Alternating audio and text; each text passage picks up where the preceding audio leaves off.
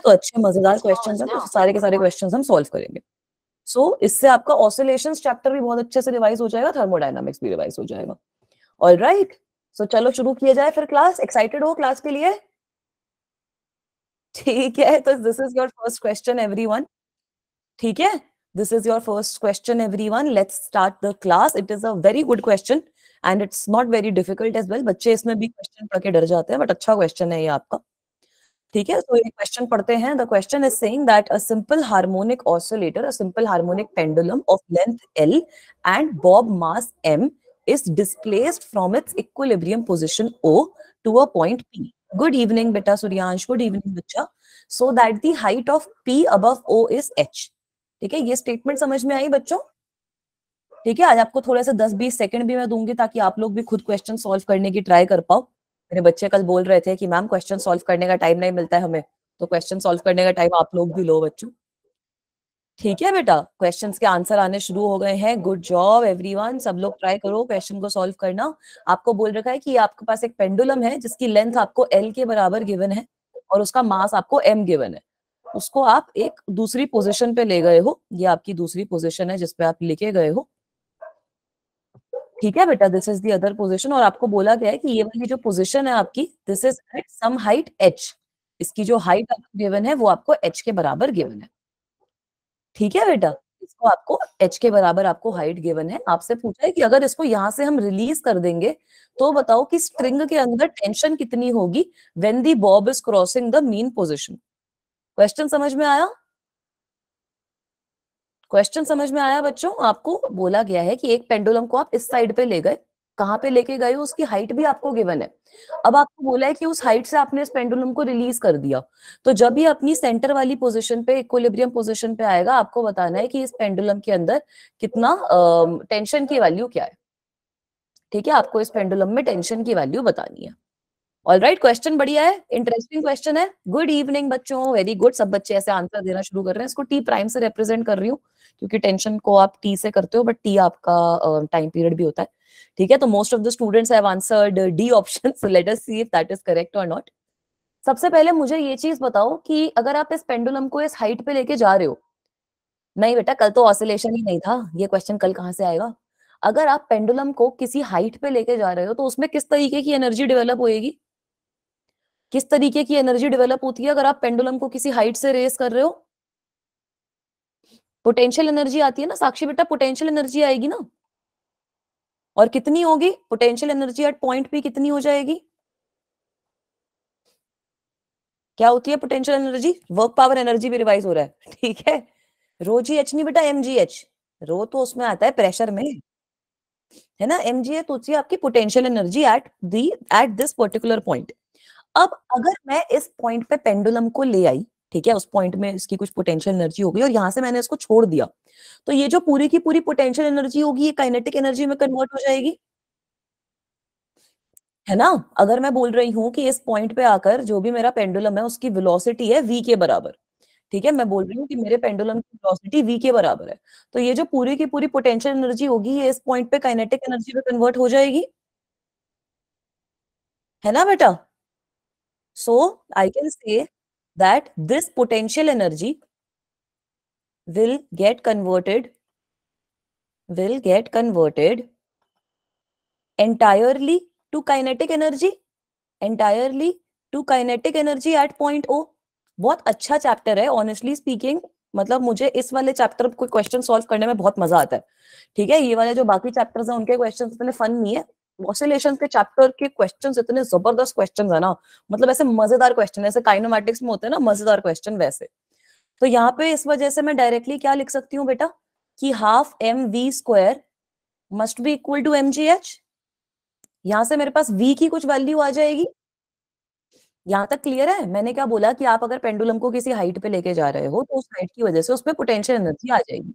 जब आप उसको रिलीज करते हो मीन पोजीशन पे वो आता है तो आपकी हाइट जीरो ही, पोटेंशियल एनर्जी जीरो हो गई, सारी की सारी एनर्जी आपकी काइनेटिक एनर्जी में कन्वर्ट हो जाएगी। So I have written half M we square is equal to M G H. Right, good evening बच्चों, everyone who is joining right now, good evening बेटा। ठीक है बेटा, तो यहां से मैं वेलोसिटी की वैल्यू निकाल सकती हूँ। I can write that velocity का square is equal to 2gh, है ना, मतलब velocity is equal to under root of 2gh, कुछ भी लिख लो यार, क्या दिक्कत है। ऑल राइट, वेरी गुड, यहाँ तक बच्चों को समझ में आ गया, अच्छी बात है, एक हमारी चीज पूरी हुई। अब यहाँ पर क्या हो रहा है, अगर मैं ये जो इसकी मीन पोजीशन है उसकी बात करूं, तो मीन पोजीशन पे ना तीन चीजें हो रही हैं। एक तो आपकी टेंशन लग रही है, एक आपकी नीचे की डायरेक्शन में कुछ mg लग रहा है ना बेटा, एक तो आपकी टेंशन लग रही है मीन पोजीशन पे, और एक आपका नीचे की डायरेक्शन में कुछ mg लग रहा है। ठीक है बेटा, तो जब आप यहाँ पर mg की बात करते हो, जब आपका mg लग रहा है, आपकी टेंशन लग रही है, तो ये जो वेलोसिटी रहेगी, this will provide you with the required centripetal force, है ना। आपकी एक सेंट्रीपिटल फोर्स है, एक टेंशन है, एक mg है, बीच वाला जो पॉइंट है उस पे, राइट बेटा। अच्छा, एक बार जो भी बच्चे अभी आए हैं, जिन बच्चों को क्वेश्चन में डाउट है, एक बार पूरा क्वेश्चन मैं उनके लिए रिपीट कर रही हूँ, मैंने 5 मिनट का वेट करके इस क्लास शुरू करी थी बच्चे। ठीक है बेटा, तो क्वेश्चन बहुत सिंपल है। क्वेश्चन में बोला है कि अगर आपके पास एक पेंडुलम है, उसको आप एक पोजीशन पे लेके गए जहां पे जो उसका हाइट डिफरेंस है वो h के बराबर है, ठीक है, और उस पेंडुलम को आपने छोड़ दिया, तो ये आपसे पूछ रहे हैं कि बताओ टेंशन की वैल्यू क्या होगी जब आपका जो बॉब है वो इक्विलिब्रियम पोजीशन से पास कर रहा है। ऑल राइट, तो बेटा इस क्वेश्चन को करने के लिए मैंने क्या बोला है, जब मैं पॉइंट की बात कर रही हूँ, ये जो पॉइंट P है इसकी बात कर रही हूँ, ये आपका पॉइंट P है, तो यहाँ पर आपकी हाइट h के बराबर गिवन है, आपका पेंडुलम आपने पकड़ रखा है, तो वेलोसिटी तो कुछ है नहीं इनिशियली, आपकी सारी की सारी एनर्जी पोटेंशियल एनर्जी होगी which will be equal to mgh। अब जब आप इस पेंडुलम को छोड़ दोगे, धीरे धीरे ये सारी पोटेंशियल एनर्जी काइनेटिक एनर्जी में कन्वर्ट होती रहेगी, और जब ये पेंडुलम अपनी सेंट्रल पोजीशन पे आएगा, अपनी इक्विलिब्रियम पोजीशन पे आएगा, ये पूरी की पूरी पोटेंशियल एनर्जी आपकी काइनेटिक एनर्जी में कन्वर्ट हो जाएगी। क्लियर है बच्चों? So that is why I have written कि इस सिचुएशन में half mv square will be equal to mgh। Alright, is that okay? Shivani बच्चा, आप मुझे व्हाट्सएप कर लो, मैं व्हाट्सएप पे रिप्लाई करने की कोशिश कर रही हूँ बच्चों को। ठीक है, कोई भी बच्चे को कोई डाउट है पर्टिकुलर क्वेश्चन में, तो आप मुझे इमेज के साथ व्हाट्सएप कर दो, मैं वहां पे रिप्लाई कर दूंगी। तो यहाँ से हमारे पास वेलोसिटी की वैल्यू आ गई। अब अगर आप पोजीशन ओ के बारे में बात कर रहे हो, if you are talking about position O, तो बेटा यहाँ पर पोजीशन ओ में कुछ सेंट्रीपिटल फोर्स भी लग रही होगी, है ना बेटा, कुछ सेंट्रीपिटल फोर्स भी लग रही होगी इस सिचुएशन में, अगर आप पोजीशन की बात कर रहे हो तो, है ना। तो यहाँ पर क्योंकि आपका जो मोशन है वो सेंट्रीपिटल फोर्स की तरह से हो रहा है, सेंट्रीपिटल मोशन भी तो हो रहा है ना, सर्कुलर मोशन भी तो हो रहा है।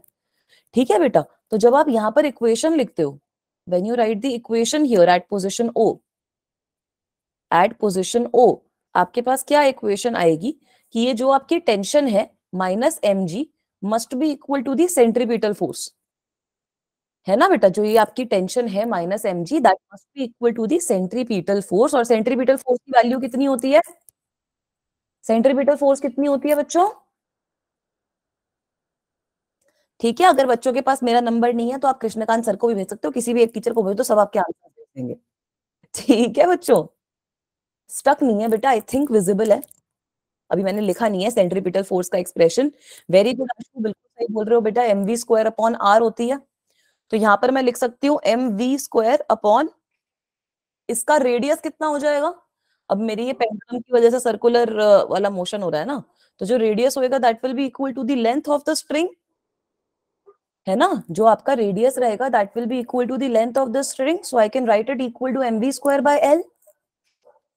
Is that okay? यहां से आ जाएगी टेंशन की वैल्यू, है ना। अब v की वैल्यू आप 2gh के बराबर डाल सकते हो, so I can write that t prime will be equal to mg plus m multiplied by 2gh upon l। यहां से आ जाएगा ना यार कुछ एक्सप्रेशन, सब बच्चे सही आंसर ही बोल रहे थे आई थिंक।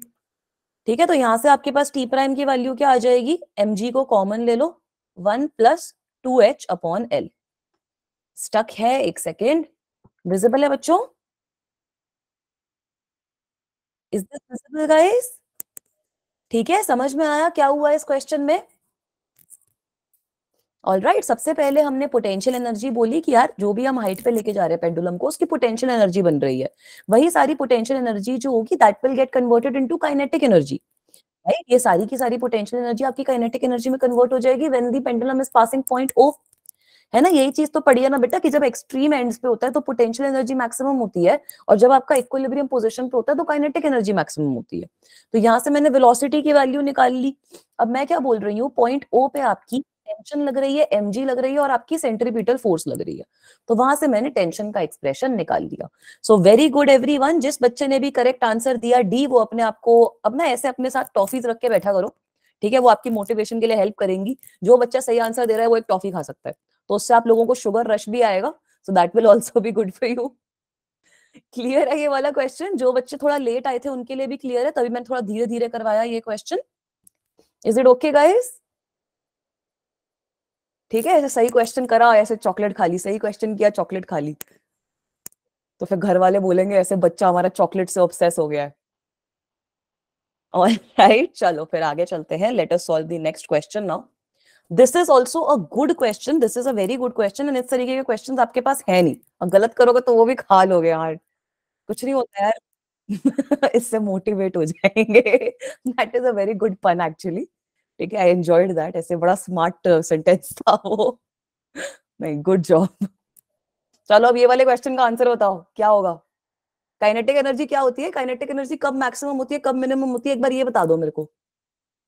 बच्चे ए ऑप्शन बोल रहे हैं, ठीक है बेटा, बाकी बच्चे ये बताओ क्या लग रहा है सही। सबसे पहले ना हम एसएचएम के बारे में बात करते हैं, ठीक है, एसएचएम जिन बच्चों को भी याद है एसएचएम के बारे में बात करते हैं। तो सीधी लाइन बनाना सबसे औखा काम होता है एसएचएम के अंदर, सीधी लाइन बनाते हैं, ठीक है। मैं 4-5 केसेस डिस्कस कर रही हूँ,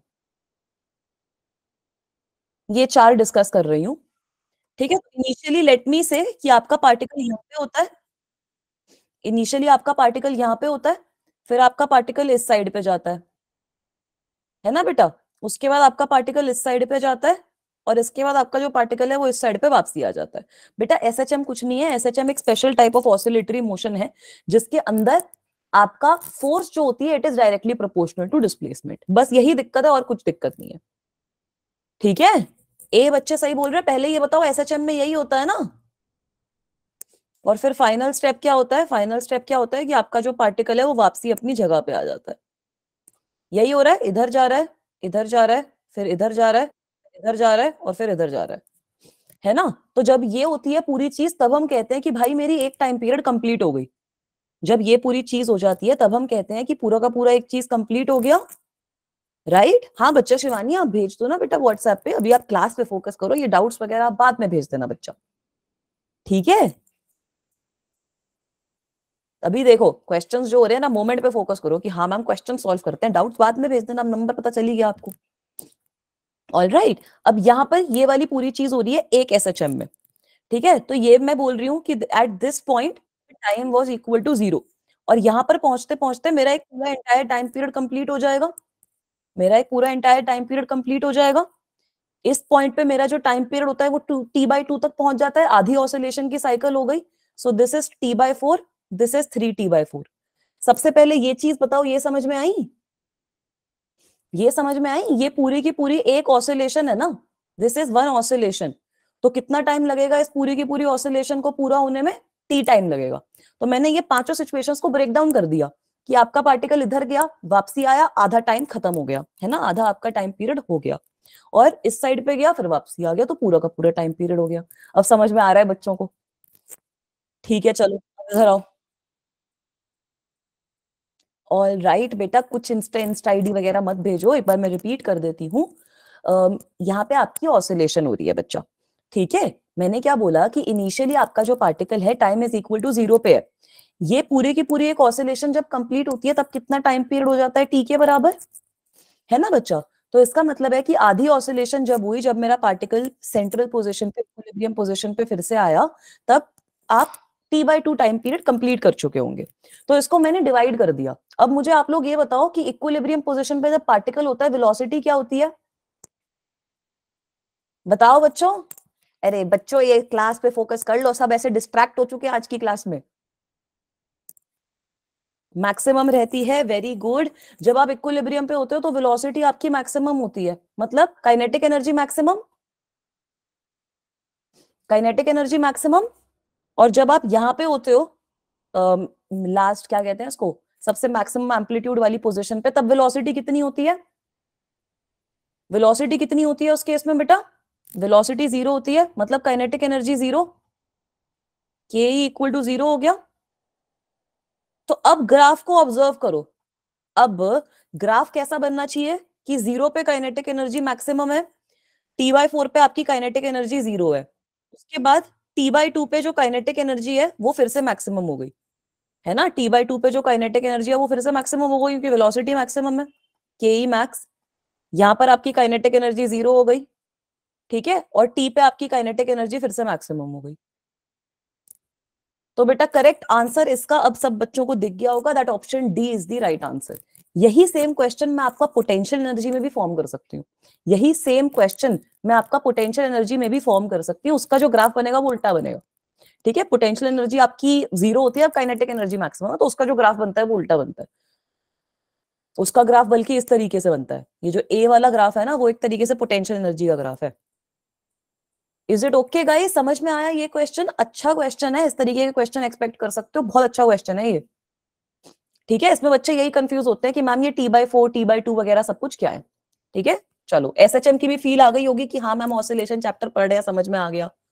अब आगे चलते हैं, थोड़ी सी डिफरेंशिएशन रिवाइज करते हैं बच्चे बड़े कंफर्टेबल हो जाते हैं कि मैम सिंपल सिंपल क्वेश्चन चल रहे थे।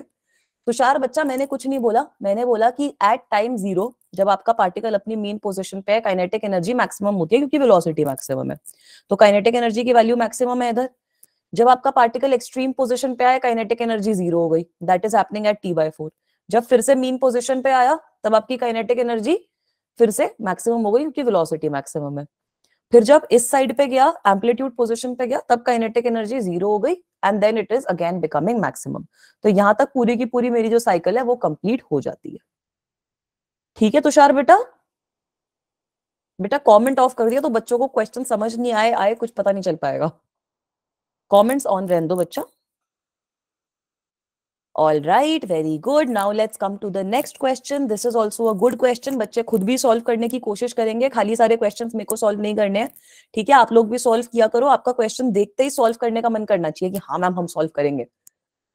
अच्छा क्वेश्चन है, this is also a good question. The displacement of an object attached to a spring and executing SHM is given by x is equals to 10⁻⁻² cos π/2 t meters, ठीक है। आपको ये equation given है SHM की, ठीक है बेटा।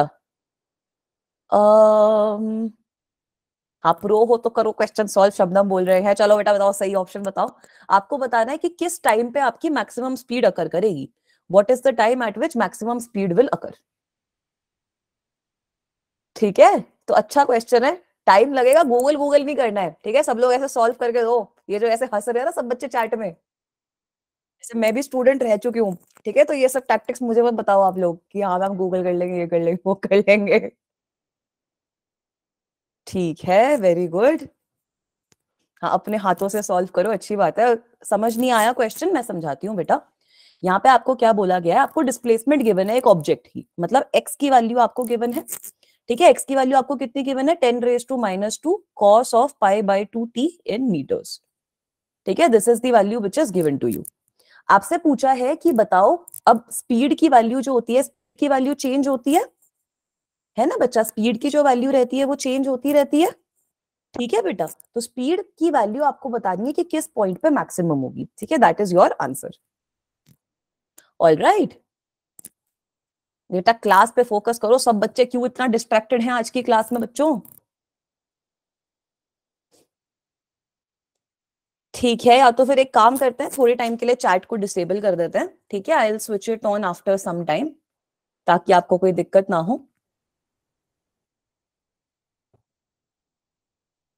All right ठीक है बेटा, थोड़ी देर के लिए चैट मैसेजेस मैंने ऑफ कर दिए हैं, ठीक है बच्चों। कुछ 5-10 मिनट्स के लिए थोड़े से क्वेश्चन सॉल्व करते हैं। आपको आई थिंक मैं धीरे धीरे पढ़ाऊंगी ताकि क्वेश्चन में दिक्कत ना रहे। आप भी जैसे ही कोई क्वेश्चन देखो please try to solve it yourself ताकि आप लोगों को समझ में आता रहे। ऑल राइट तो अच्छा क्वेश्चन है, this is also a good question. आपको displacement of an object given है, तो आप लोगों को पता है कि डिस्प्लेसमेंट की वैल्यू हम कुछ भी लिख सकते हैं, A sine omega T plus delta के फॉर्म में या फिर फाई नॉट के फॉर्म में, इस तरीके से हम डिस्प्लेसमेंट लिख सकते हैं। आपको डिस्प्लेसमेंट इस फॉर्म की गिवन है। आपसे पूछा है कि बताओ टाइम एट विच मैक्सिमम स्पीड फर्स्ट अकर्स, वो वाली वैल्यू आपको बतानी है। तो अगर आपको मैक्सिमम स्पीड की वैल्यू बतानी है तो उसके लिए आपको स्पीड का एक्सप्रेशन पता होगा बेटा, तभी आप बता पाओगे बच्चों कि स्पीड का एक्सप्रेशन क्या है। स्पीड का एक्सप्रेशन पता होगा, उसमें जो भी साइन आ रहा है, कॉस आ रहा है, उसको मैक्सिमम किया, मैक्सिमम स्पीड की वैल्यू आ जाएगी, क्या दिक्कत है ना? तो यहां से मैं स्पीड निकाल सकती हूँ सबसे पहले, है ना बेटा? यहां से सबसे पहले हम स्पीड का एक्सप्रेशन निकाल सकते हैं। स्पीड की वैल्यू क्या होती है? dx/dt। ठीक है, तो यहां से आ जाओ डिफरेंशिएशन वाले पार्ट पे। तो जब आप इसको डिफरेंशिएट करते हो 10⁻⁻² आपका कांस्टेंट रहेगा, कॉस को डिफरेंशिएट करोगे तो साइन आ जाएगा। You will get sine of π/2 multiplied by time, and since cos के साथ में π/2 t है और आपने टाइम के टर्म्स में इसको डिफरेंशिएट किया है, तो क्योंकि π/2 यहाँ पर एक कांस्टेंट है जिससे कॉस का जो आर्ग्यूमेंट है वो मल्टीप्लाइड है, so you will have to multiply this by π/2 as well. So this is the value of velocity which you will obtain.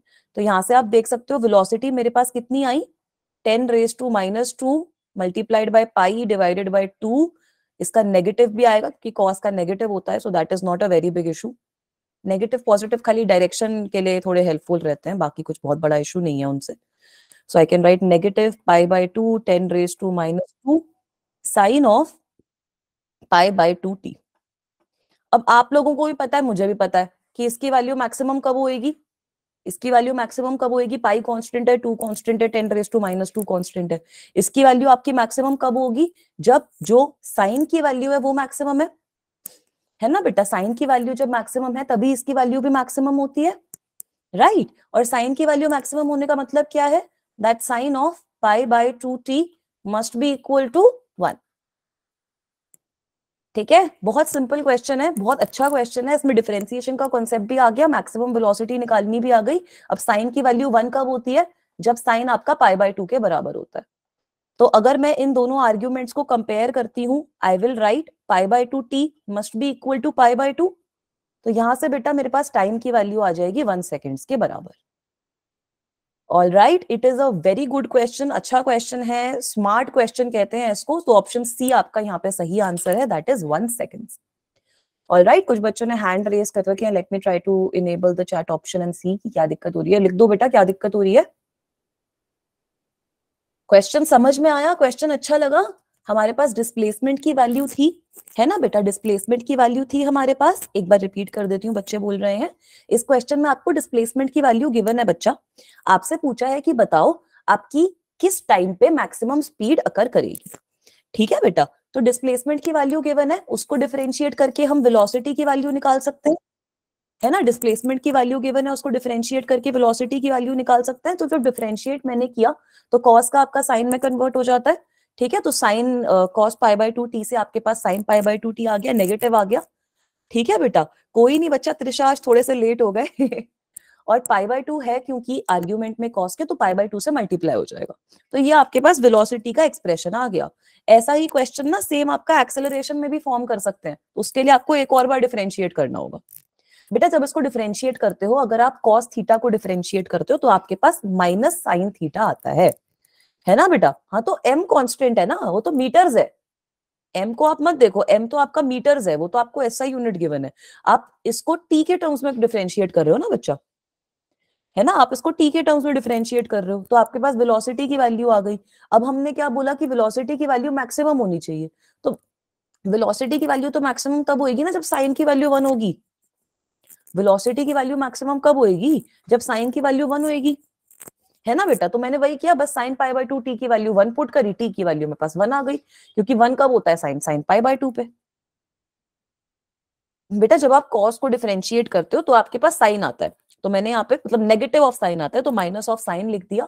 और क्योंकि यहाँ पर t के साथ में एक कांस्टेंट मल्टीप्लाइड है, तो जो भी कांस्टेंट है वो आपको मल्टीप्लाई करना होता है, तो वो भी मैंने यहाँ पे लिख दिया। चले नेक्स्ट क्वेश्चन पे। नहीं बेटा, ये सारा मल्टीप्लीकेशन में है ना। अगर आपके पास यहाँ पे +1 होता और आप इसको डिफरेंशिएट करते तब 0 आता।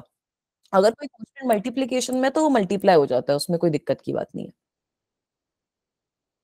ठीक है, very good, let's move on, next question पे चले। अच्छा क्वेश्चन है ये, इस तरीके के क्वेश्चन आप अपने पेपर में भी एक्सपेक्ट कर सकते हो, कोई बहुत बड़ी बात नहीं है। All right, so let us talk about this question then. हाँ, साइन 91 होता है, तभी तो मैंने साइन π/2 से इक्वेट किया ना बेटा उसको। Sine π/2 t is equal to sine π/2 किया, क्योंकि साइन 90 आपका 1 होता है। All right, so this is a good question. सब बच्चों को इसका आंसर पता है, आई थिंक मैंने ये क्लास में भी डिस्कस करवा रखा है क्वेश्चन। इसको इसलिए करवा रही हूँ ताकि आप इसकी इक्वेशन कैसे फॉर्म करनी है वो भी समझ पाओ।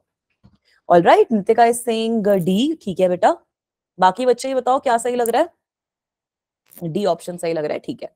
तो चलो इसको थोड़ा सा ड्रॉ करने की कोशिश करते हैं। सबसे पहले ये इक्वेशन, आपने ये जो चीज है ये आपने इमेजिन कर ली कि हमारे पास एक बोल है, हमारे पास एक बोल है, कर्व्ड बोल है। तो आपको पता है उसमें इक्विलिब्रियम पोजीशन होती है कि बोल के सेंटर में जो भी आपका मार्बल है, जो भी आपका स्फीयर है वो पड़ा रहे। अगर मैं स्फीयर को थोड़ा सा ऊपर ले जाके छोड़ूंगी तो ये ऑसिलेशन शुरू कर देगा, है ना। अगर मैं स्फीयर को थोड़ा सा ऊपर ले जाके छोड़ूंगी तो it will start oscillating. Alright, तो वही सिचुएशन यहाँ पर भी हो रही है बेटा।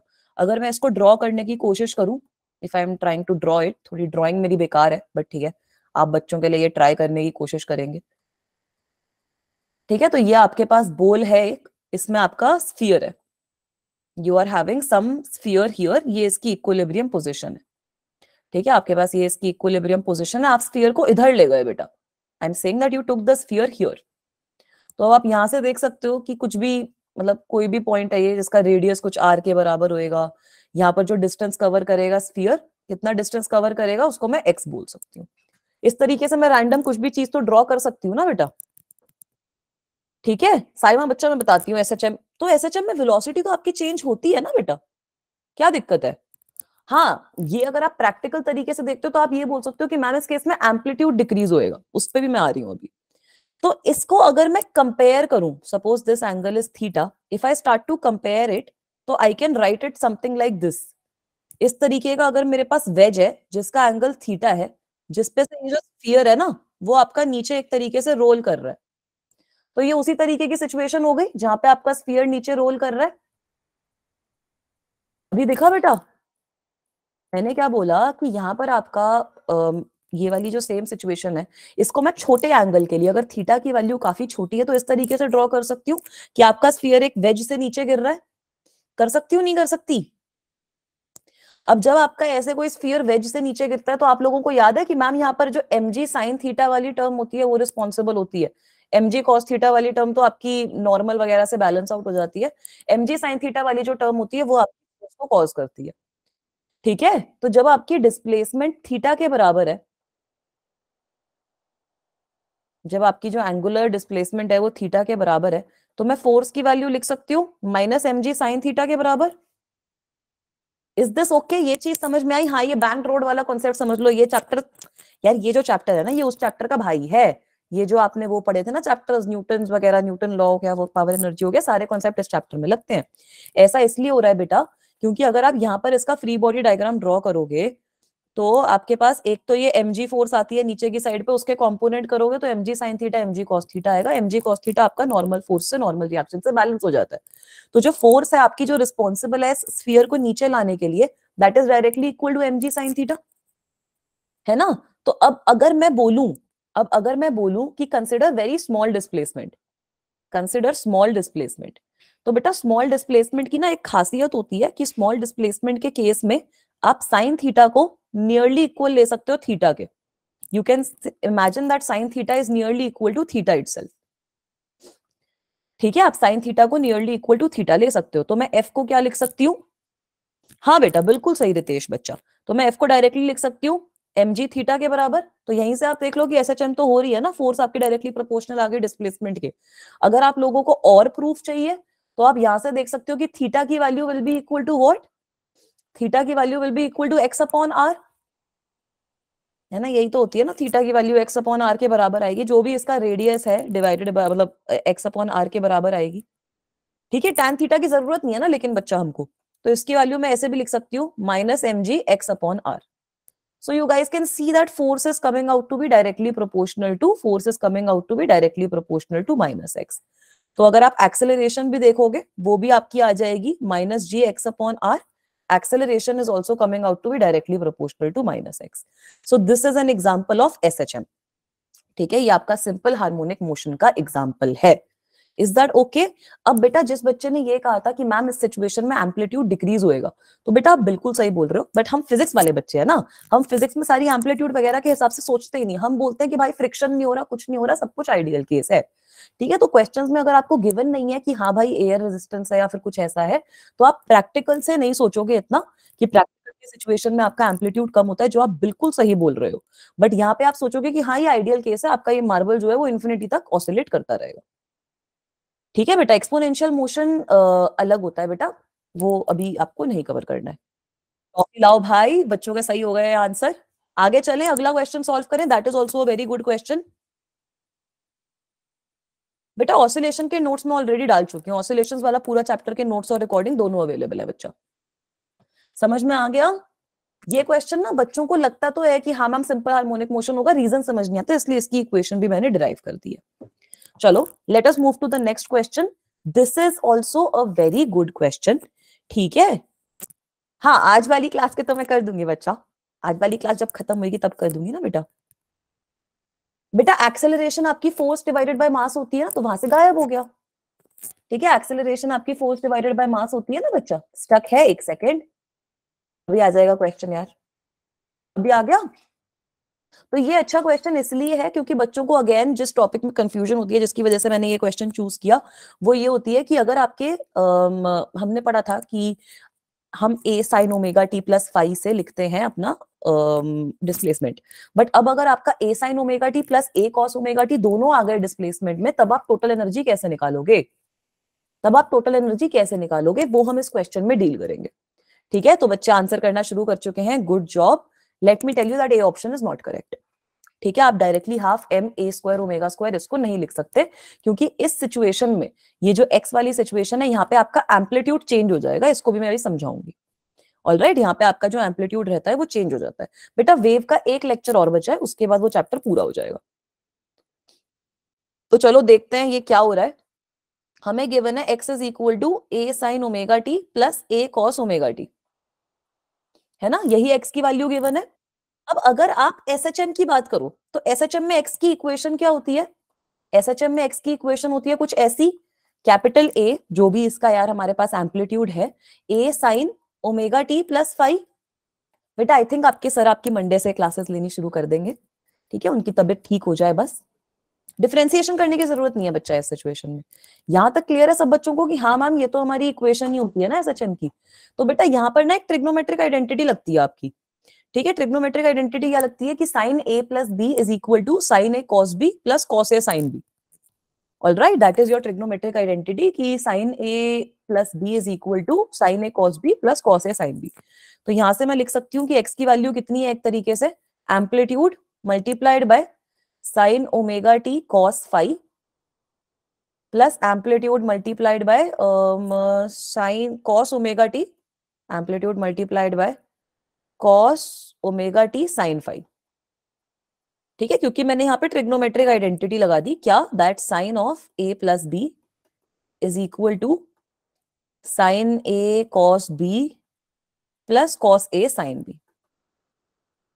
ये लो आइडेंटिटी भी लिख दी। क्लियर है बेटा यहां तक कि हाँ यहां से हमारे पास डिस्प्लेसमेंट की कुछ वैल्यू आ गई। तो अब मैं इन दोनों एक्सप्रेशंस को कुछ कंपेयर कर सकती हूँ। Now I can compare these two expressions,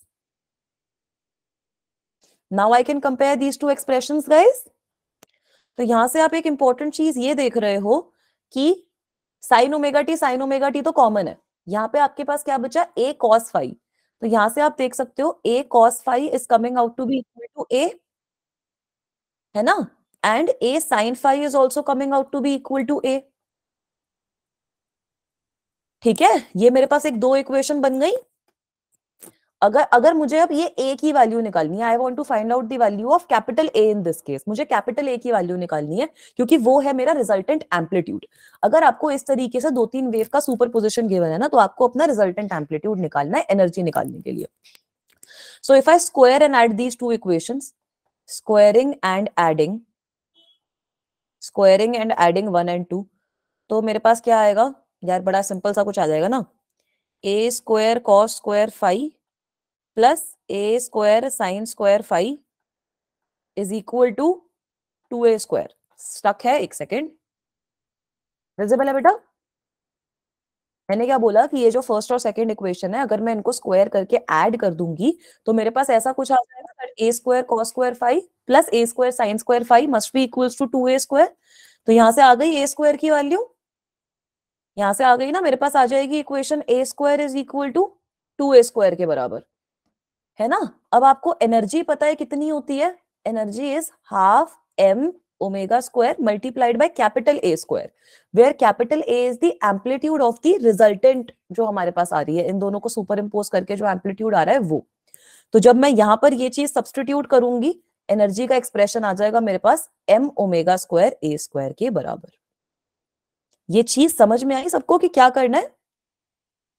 बेटा मेरी आवाज क्लियरली आ रही है सब बच्चों को? एक दो बच्चे बोल रहे हैं कि आवाज ब्रेक हो रही है। क्लियर है बच्चों? तो प्लीज एक बार जिस बच्चे के केस में ब्रेक हो रही है एक बार रिपीट करो, एक बार क्वेश्चन मैं फिर से समझा रही हूँ, ठीक है? इस क्वेश्चन में इंपॉर्टेंट चीज ये है कि जो आपको पार्टिकल गिवन है ना, जो भी आपको पार्टिकल गिवन है वो एक तरीके से a sin omega T plus a cos omega T दोनों का फंक्शन है, ठीक है? दोनों का आपको फंक्शन गिवन है। तो अगर आपको यहाँ पे बताना है कि टोटल एनर्जी पार्टिकल की कितनी है, तो डायरेक्टली आप एम्पलीट्यूड को a के बराबर नहीं कर सकते, उसको आपको SHM वाली इक्वेशन में रिड्यूस करना पड़ेगा, ठीक है? हाँ लाओ टॉफी, बच्चों को ऐसे टॉफी भिजवाती हूँ। बेटा वो इंटरनेट का इशू आ रहा है बच्चों, ठीक है? तो अब यहाँ पर मैंने क्या किया, a sin omega T plus phi जो मेरी इक्वेशन होती है SHM को, उसको मैंने इस तरीके से एक्सपैंड कर लिया। So when I compare it with the given equation, I see that a cos phi is equal to small a and capital A sin phi comes out to be small a as well. तो अगर मैं यहाँ पर a की value निकालती हूँ तो बेटा a square is equal to 2 multiplied by small a square आ जाएगा। यहां तक क्लियर है सब बच्चों को कि हाँ मैम इस तरीके का कुछ एक्सप्रेशन आ रहा है? ऑल राइट, ठीक है? तो बेटा जब एनर्जी आप एनर्जी लिखते हो तब आपको यहाँ पर आप डायरेक्टली स्मॉल a नहीं ले सकते, क्योंकि वो आपका रिजल्टेंट वेव का एम्पलीट्यूड नहीं है। तो एनर्जी की वैल्यू होती है हाफ के स्क्वायर के बराबर होती है ना, तो half m omega a square होती है। तो बस यहाँ पे कैपिटल A स्क्वायर की जगह मैंने 2a स्क्वायर जैसे अज्यूम किया, 2 और 2 कट गया और एनर्जी का ये एक्सप्रेशन आ गया। So option B is the right answer in this case. Is this okay guys? Is this okay? नहीं मैं ट्राई करती हूँ कि आप लोगों के स्कूल में आऊँ एक दिन ऐसे सांता क्लॉज बन के, फिर आप लोगों को ऐसे मस्त टॉफीज वगैरह देती रहूंगी मैं। क्लियर है? जिन बच्चों को डाउट था उनको भी क्लियर है बेटा? ऑल राइट, वेरी गुड, ठीक है। चलो फिर आगे चलते हैं। ये अच्छा क्वेश्चन था। अब थोड़ा सा उस पे आ जाते हैं। चलो क्या कहते हैं, ये किस चीज का क्वेश्चन है? ये थर्मोडायनामिक्स का क्वेश्चन है ये, ठीक है? थोड़ा सा थर्मोडायनामिक्स पे भी बात करते हैं। तो थर्मोडायनामिक्स का भी नहीं है तो आपका केटीजी की तरीके से हो जाएगा क्वेश्चन। अच्छा क्वेश्चन है, ठीक है? इतनी सारी टॉफीज भेज रहे हैं बच्चे, तो मेरे लिए हो गई ना गिफ्ट। चलो मैं ले लेती हूँ। So this is also a good question. बताओ कैसे करेंगे इस क्वेश्चन को सॉल्व बच्चों? How will we solve this question? Genuinely अच्छा क्वेश्चन है। इस क्वेश्चन में आपको क्या बोला है कि आपके पास एक आइडियल गैस है, इनिशियली उसका टेम्परेचर T के बराबर है और वॉल्यूम उसकी V के बराबर है, ठीक है? अब उसकी वॉल्यूम को बढ़ा दिया गया है और due to an increase in temperature, ठीक है, उसकी वॉल्यूम को बढ़ा दिया गया है। टेम्परेचर के इंक्रीज की वजह से उसकी वॉल्यूम बढ़ गई है और आपका इस सिचुएशन में ना बेटा प्रेशर कांस्टेंट है, ठीक है? ये आई थिंक क्वेश्चन में मेंशन नहीं है तो मैं ये बता देती हूँ आपको।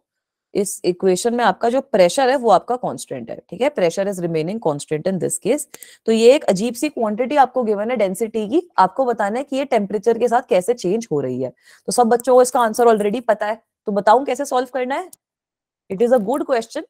आइडियल गैस इक्वेशन क्या होती है ये बताओ? आइडियल गैस इक्वेशन क्या होती है? PV is equal to nRT. अब अगर आप प्रेशर को कांस्टेंट रखते हो, अगर आप प्रेशर को कांस्टेंट रखते हो तो मैं कैसे लिख सकती हूँ इस इक्वेशन को? That P delta V is equal to NR delta T। Is this okay? ठीक है? तो delta V upon delta T की वैल्यू कितनी हो गई? Delta V upon delta T हो गया NR अपॉन P। यहां से आप देख सकते हो कि प्रेशर की वैल्यू कितनी है? NRT अपॉन V के बराबर। So let me plug that in here. I will obtain NR upon pressure होता है NRT अपॉन V। ऐसा कुछ आ जाएगा? Yes ma'am, no ma'am? तो बेटा ये NR और NR तो आपका कैंसल आउट हो जाएगा। आपके पास बचेगा क्या कि delta V upon delta T is equal to V by T। Stuck है? एक सेकेंड, ये स्टक बड़े ही गलत टाइम पे होती है। जब मैं ऐसे इंपॉर्टेंट क्वेश्चन एक्सप्लेन कर रही होती हूँ उसके सबसे मेजर स्टेप पे स्टक हो जाता है मामला। मैंने क्या बोला कि ये P delta V is equal to NR delta T का हमारे पास एक्सप्रेशन है। वहां से मैं delta V upon delta T की वैल्यू क्या लिख सकती हूँ? NR अपॉन P के बराबर, है ना? अब प्रेशर की वैल्यू यहां से, ये जो आइडियल गैस इक्वेशन है वहां से मैंने लिख दी NRT अपॉन V के बराबर। तो NR और NR कट गया, यहाँ पे खाली T बाई V बचा। So I get the value of delta V upon delta E, delta V upon delta T as v by t. Is it okay till here? Is it okay till here? Crystal clear है? अब question पे वापसी आओ। आपको बोला है कि density, ये जो भी आपकी ये डेंसिटी का डेल्टा है, that is delta v upon v delta t. तो आपको बोला है delta is equal to delta v upon v delta t. तो यहां से ये वाली जो चीज है ये 1/t के बराबर नहीं आ जाएगी, है ना? यहां से ये वाली जो चीज है this will come out to be equal to 1/t। तो समझ में आ गया ग्राफ कैसा बनना चाहिए? ग्राफ समझ में आ गया बेटा? टेम्परेचर और डेंसिटी के, डेंसिटी नहीं है यार, ये टेम्परेचर और डेल्टा के बीच में ऐसा ही कुछ बनेगा ना, है ना? तो बेटा इसमें करेक्ट ऑप्शन जो हो गया that is option C. So very good job guys, जिन बच्चों ने सही आंसर बोला। ये तो आप डायरेक्टली भी देख सकते हो कि यहाँ पे ये कांस्टेंट रह रहा है, इन दोनों में ये बढ़ रहा है। सो ओनली करेक्ट ऑप्शन जहाँ पे this delta is decreasing with time that is in option C. बेटा टेम्परेचर कांस्टेंट नहीं है, प्रेशर कांस्टेंट है। डेल्टा टी तो आपका चेंज हो रहा है, तभी मैंने यहाँ पर ऐड कर दिया due to an increase in temperature, pressure remaining constant. Alright बच्चा, एक और टॉफी दे दो बच्चों को, ये लो टॉफी। ऐसे मैं भी चैट पे लिख देती हूँ ना टॉफी, जैसे बच्चे मेरे को टॉफी भेजते हैं चैट पे लिख के भेज देते हैं, तो मैं भी आप लोगों को चैट पे लिख के भेज सकती हूँ। All clear? Should we move on to the next question that is also from thermodynamics. थोड़े से ऑसिलेशन के पढ़ लिए, थोड़े से थर्मोडायनामिक्स और उसके पढ़ लेते हैं। मैं ये वाला क्वेश्चन तो आपका उसका है, ऑसिलेशन का। तो ये भी बढ़िया क्वेश्चन है, ये आपका लिफ्ट वाला क्वेश्चन है। ऐसे कौन से बच्चे हैं जिनको वो कौन सा होता है वो लिफ्ट वाला एग्जाम्पल याद है, न्यूटन लॉ का? स्टक है क्या फिर से? न्यूटन लॉ का लिफ्ट वाला एग्जाम्पल याद है ना? तो उसमें कुछ ऐसा होता है ना कि जी इफेक्टिव टाइप की चीज बनती है। अगर आपकी लिफ्ट ऊपर जा रही है तो जी इफेक्टिव हो जाती है जी प्लस ए, और अगर आपकी जो लिफ्ट है वो नीचे जा रही है तो जी इफेक्टिव हो जाती है जी माइनस ए, है ना? वेट आपका जो जी की वैल्यू है वो चेंज हो जाता है, वेट आपका डिक्रीज और इंक्रीज हो जाता है। तो बेटा ये उसी का एप्लीकेशन है इस क्वेश्चन में। अब यहाँ पर आपको बोला है कि आपके पास एक पेंडुलम था, आपके पास एक पेंडुलम था। जब आपने उसको स्टेशनरी लिफ्ट में ऑब्जर्व किया, स्टेशनरी लिफ्ट में जब आपने पेंडुलम को ऑब्जर्व किया तो उसके टाइम पीरियड की वैल्यू आई आपके पास टी के बराबर। पेंडुलम का टाइम पीरियड कितना होता है बेटा? What is the time period of a pendulum? Pendulum का टाइम पीरियड पढ़ा था ना हमने उसमें ऑसिलेशन वाले चैप्टर में। T is equal to 2 seconds थोड़ी होता है, t is equal to formula आता है, 2 सेकेंड्स थोड़ी होता है। T is equal to 2 pi under root of L by g. Yes ma'am, ऐसा तो कुछ पढ़ा था मैम। ठीक है, याद आ गया सबको? ये बढ़िया यार, अर्पिता ने ऐसे पूरा रूट वगैरह का साइन बना दिया। बच्चे ऐसे बड़े ही वो हो गए हैं, मतलब पता नहीं कहाँ से ये कीबोर्ड वगैरह आ जाता है। टॉफी कैसे भेजूं? अब मैं बोलती हूँ एकदम स्कूल में आऊंगी तो पूरा ऐसे टॉफी का डब्बा लेकर आऊंगी आप लोगों के लिए, ठीक है? पक्का उसमें ऐसे सेंड करने की कोशिश करूंगी। ऑल राइट, हाँ शबनम में भेज दी मेरी साइड से, ठीक है? तो अब आपको क्या बोला है कि स्टेशनरी लिफ्ट में तो आपके पास ये टाइम पीरियड आ गया। अगर ये लिफ्ट आपकी नीचे जा रही है, लिफ्ट नीचे जा रही है, लिफ्ट एक्सेलरेटिंग डाउनवर्ड्स, और यहाँ पे आपको वैल्यू पे गिवन है एक्सेलरेशन की। लिफ्ट एक्सेलरेटिंग डाउनवर्ड्स अगर जा रही है आपकी और एक्सेलरेशन की वैल्यू आपको गिवन है एज g/3, तब आपसे पूछा है कि टाइम पीरियड बताओ, ठीक है? तब आपसे पूछा है कि टाइम पीरियड बताओ। तो बेटा जब भी आपकी ये लिफ्ट नीचे जा रही है या लिफ्ट ऊपर जा रही है ना, खाली एक डिफरेंस रहेगा एक्सप्रेशन में कि आपकी जो टाइम पीरियड की वैल्यू होगी वो हो जाएगी आपकी 2 pi under root of L upon g effective. तो अब मुझे आप लोग याद दिलाओ कि जब आपकी लिफ्ट नीचे जा रही होती है तब क्या होता है आपका जी इफेक्टिव की वैल्यू कितनी हो जाएगी? 2 pi under root of L upon ji minus A. G minus A हो जाता है ना। वेरी गुड तुषार, साक्षी सही बोल रहे हो, साहिबा भी सही बोल रही है, ठीक है बेटा? तो यहाँ पे मैं क्या लिख सकती हूँ, इसकी वैल्यू हो जाएगी 2 pi under root of L upon ji minus g/3, ठीक है? तो 2/3 का कुछ फैक्टर आ जाएगा, ठीक है? तो इसको जब आप लिखते हो टी आपके पास कितना आ जाएगा? 2 pi under root of L upon 2g/3। मतलब एक तरीके से आपके पास आ गया 2 pi under root of L upon g multiplied by under root of 3/2, है ना बेटा? ऐसा कुछ आ गया? स्टक है? विजिबल है बच्चों? ठीक है, तो यहां से मैं जो नया टाइम पीरियड है वो कितना लिख सकती हूँ? ये टी प्राइम कर देते हैं इसको। नया टाइम पीरियड कितना लिख सकते हैं हम? Under root of 3/2 of the old time period. Is this okay? Is it okay? एक बार रिपीट कर देती हूँ बेटा। मैंने क्या बोला कि आपको पता है कि पेंडुलम का टाइम पीरियड कितना होता है। पेंडुलम का टाइम पीरियड होता है 2 pi under root of L by G के बराबर। अगर आप पेंडुलम को एक्सेलरेटिंग लिफ्ट में प्लेस कर रहे हो या फिर किसी भी तरीके से प्लेस कर रहे हो तो उसका जी की वैल्यू चेंज होगी, तो पेंडुलम के टाइम पीरियड पे फर्क पड़ेगा ना, है ना। पेंडुलम के टाइम पीरियड पे फर्क पड़ेगा ना उस सिचुएशन में। ऐसा हमने एक क्वेश्चन पहले भी सॉल्व किया था जिसमें मैं अलग प्लैनेट पे ले गई थी पेंडुलम को, याद है कि हम प्लैनेट पे ले गए थे दूसरे, तो वहां पे भी पेंडुलम का टाइम पीरियड क्यों चेंज हो रहा था? क्योंकि जी की वैल्यू चेंज हो रही थी। तो यहाँ पे जी इफेक्टिव की वैल्यू मैंने जी बाय ए पुट करी, ए की जी माइनस ए की वैल्यू आपको क्वेश्चन में गिवन है जी बाय 3 के बराबर। ठीक है, तो यहाँ से टाइम पीरियड की नई टाइम पीरियड की वैल्यू आ गई ना मेरे पास बच्चा। क्लियर है? क्वेश्चन अच्छा था ये वाला भी। Is it okay? मजा आ रहा है क्लास में? थोड़े से मुश्किल क्वेश्चंस हैं, थोड़े से इजी हैं, थोड़े से अच्छे लेवल के भी हैं। आगे चलें बेटा। ऑलराइट, एक नंबर क्वेश्चन डाले हैं, ऐसे बढ़िया बढ़िया क्वेश्चन डाल रखे हैं, मजे आते हैं बेटा। जी इफेक्टिव जो होता है वो आपका न्यूटन लॉ में आप लोगों ने डिराइव करा होगा कि जब आपकी लिफ्ट नीचे जाती है तो जी इफेक्टिव की वैल्यू जो आती है वो जी माइनस ए हो जाती है, और जब आपकी लिफ्ट ऊपर जाती है तो जी की वैल्यू जो होती है जी इफेक्टिव आपका जी प्लस ए आता है। ठीक है, आपने अपेरेंट वेट का कॉन्सेप्ट भी पढ़ा होगा कि पर्सन का वेट जो होता है वो अलग आता है एक्सेलरेटिंग लिफ्ट के अंदर। बेटा मेरे लिंक से आप लोगों को मिल जाएंगे, ठीक है। You can find out the values from my link. जो वैल्यूज बोल रही हूँ, you can find out the videos and the notes from my link. All right बेटा, शिवानी एक बार रिफ्रेश करो बच्चा, एक बार ना अपना एग्जिट करके फिर से ज्वाइन करो, तब आपको आवाज आने लग जाएगी। The class will get over at 10:30। All right, चलो अगले क्वेश्चन पे मूव करें। Should we move on to the next question? Kaveri ने भेजा है बेटा।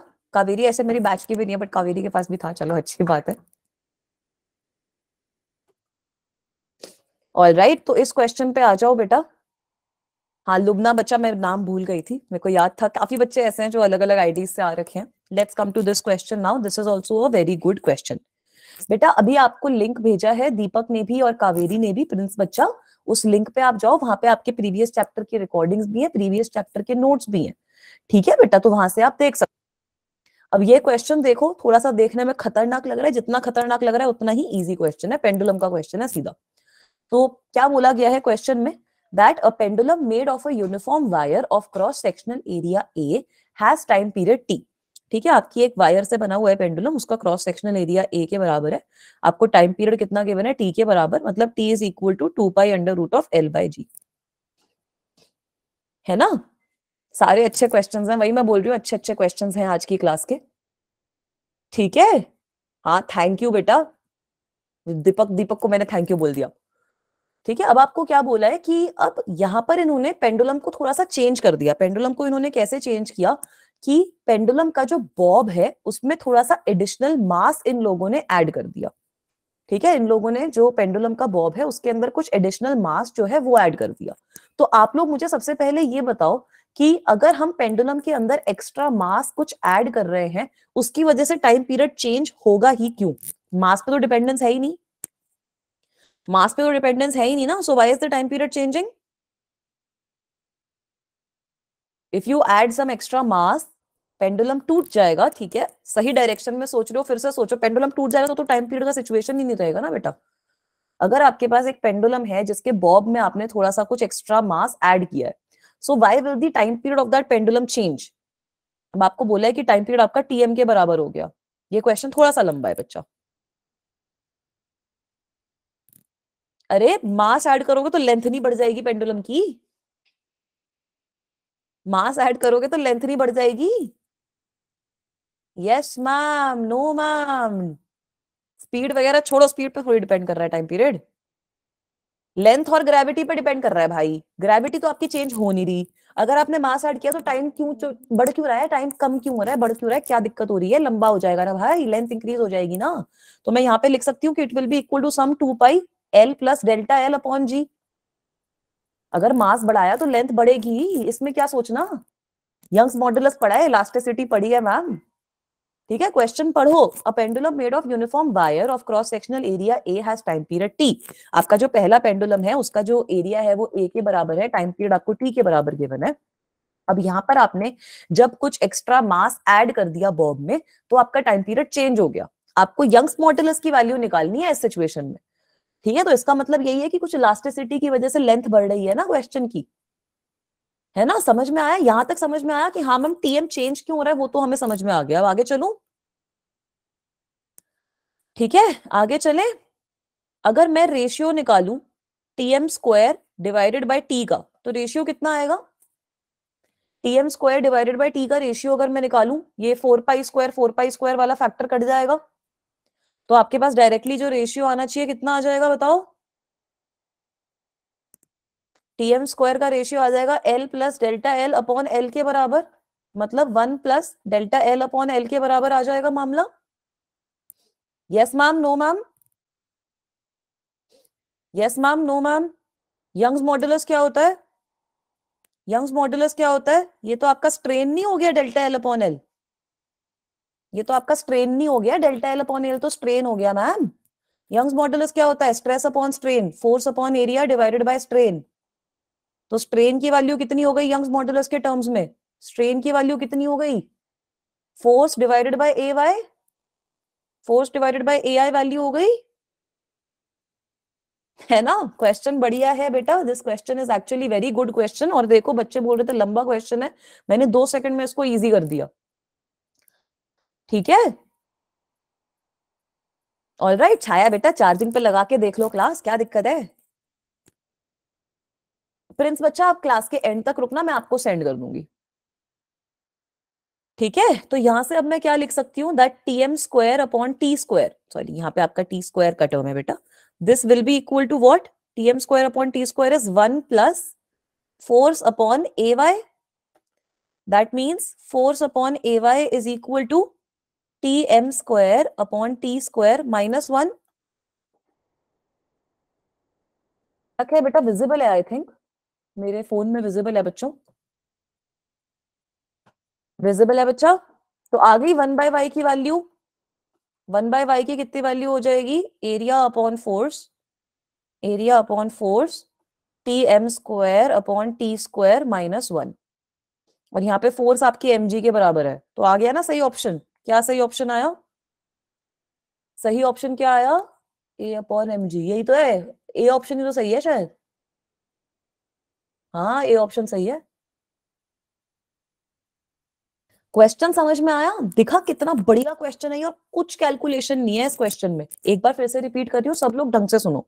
सबसे पहले हमने देखा कि हमारे पास एक पेंडुलम है, मस्त सिंपल सा पेंडुलम है। ठीक है, उसका जो टाइम पीरियड है that is equal to 2 pi under root of L by G. बेटा कृतिका, मैं अभी कुछ नहीं लिख रही हूँ, तो अभी वो स्क्रीन आपके आंसर पे स्टक है। ऑल राइट, फिर हमें क्वेश्चन में क्या बोला कि इस पेंडुलम के अंदर, इस पेंडुलम का जो बॉब है उसका मास आपने इंक्रीज कर दिया है। तो अगर आप पेंडुलम के बॉब का मास इंक्रीज करोगे, उससे क्या होगा? पेंडुलम की लेंथ चेंज हो जाएगी। तो जो नया टाइम पीरियड है वो मैंने लिख दिया 2 pi under root of L plus delta L upon G. पिछला जो क्वेश्चन किया था उसमें हमने देखा था जी की वैल्यू चेंज हो रही है, यहाँ पे हमने देखा है कि लेंथ की वैल्यू चेंज हो रही है। तो अगर मैं वैल्यू निकालती हूँ T M square upon T square की, if I determine the value of T M square upon T square, तो मेरे पास खाली L plus delta L upon L बचेगा। 4 पाई स्क्वायर जी, दोनों के फैक्टर कैंसिल आउट हो जाएंगे। ठीक है, तो यहां से जब मैं T M square upon T square की वैल्यू लिखूंगी, it will come out to be 1 plus delta L upon L. अब इस क्वेश्चन में ही आपको बोला है कि आपको यंग्स मॉडुलस का एक्सप्रेशन निकालना है, 1/y का एक्सप्रेशन निकालना है। तो यहाँ पे मुझे यंग्स मॉडुलस इंट्रोड्यूस करना पड़ेगा। तुषार बेटा हमने ऐसा इसलिए किया क्योंकि जो 2 पाई वाले फैक्टर है वो कैंसिल हो जाएंगे, और हमारी जो लेंथ है वो हमारे पास नॉर्मल आ जाएगी। हमें डेल्टा एल अपॉन एल का एक्सप्रेशन चाहिए था बेटा, ताकि मैं यंग्स मॉडुलस इंट्रोड्यूस कर पाऊं।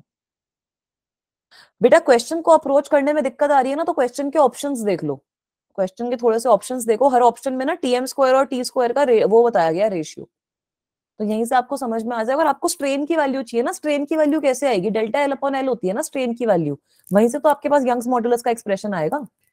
तो यहाँ पे डेल्टा एल अपॉन एल को मैंने डायरेक्टली यंग्स मॉडुलस से कर दिया।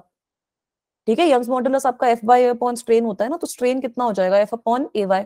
वो जैसे ही सब्सटीट्यूट किया आंसर आ गया। ठीक है बच्चों, क्वेश्चन को अप्रोच करने के 2-3 तरीके होते हैं। एक तो क्वेश्चन ढंग से रीड करो, सारी इन्फॉर्मेशन क्वेश्चन में होती है। अब ये क्वेश्चन देखो, इसमें आपका पेंडुलम वाला भी एग्जांपल यूज हो रहा है, ऑसिलेशंस का भी क्वेश्चन है और यंग्स मॉडुलस का कॉन्सेप्ट यूज हो रहा है, तो ये सॉलिड्स का भी क्वेश्चन है। अब बच्चे इतना कंफ्यूज हो जाएंगे इस क्वेश्चन में कि पेपर में इसको अटेम्प्ट ही नहीं करेंगे, उनको समझ ही नहीं आएगा कौन सा चैप्टर का क्वेश्चन। ठीक है, आगे चलूं? It was a good question, should we move forward?